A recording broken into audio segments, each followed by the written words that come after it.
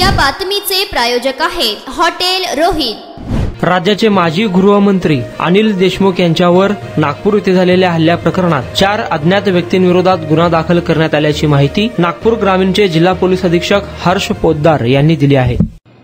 नमस्कार, मी नागपूर ग्रामीण जिल्हा पोलीस अधीक्षक हर्ष पोद्दार।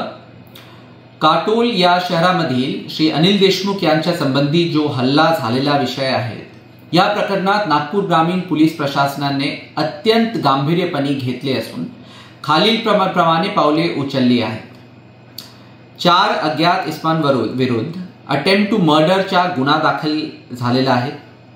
गुन्ह्याचा तपास डीवायएसपी काटोल यांच्याकडे आहेत। घटनास्थळावर माननीय विशेष पोलीस महानिरीक्षक नागपूर परिक्षेत्र आणि नागपूर जिल्हाधिकारी यांनी भेट पण दिलेली आहे।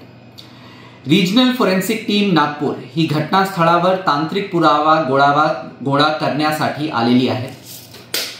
जिल्ह्यामध्ये एकूण 2000 पोलीस कर्मचारी व अधिकारी तैनात असून 300 सीएपीएफ तैनात आहेत। यामुळे कायदा व सुव्यवस्था अबाधित आहेत। जनतेला माझा विनंती आहे की कोणत्याही प्रकारच्या अफवांवर विश्वास ठेवू नये।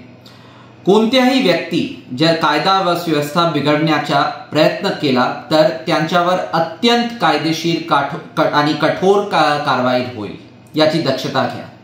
जय हिंद, जय महाराष्ट्र।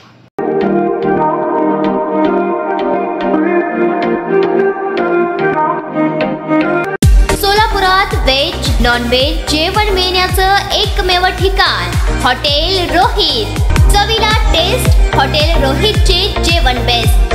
बर्थडे पार्टी, कार्यक्रम, विविध पार्टींचे ऑर्डर्स ही स्वीकारले जातील। ग्राहकांसाठी खास पार्सलची सोय। आमचा पत्ता हॉटेल रोहित, 7 रस्ता अपोजिट कारीगर पेट्रोल पंप,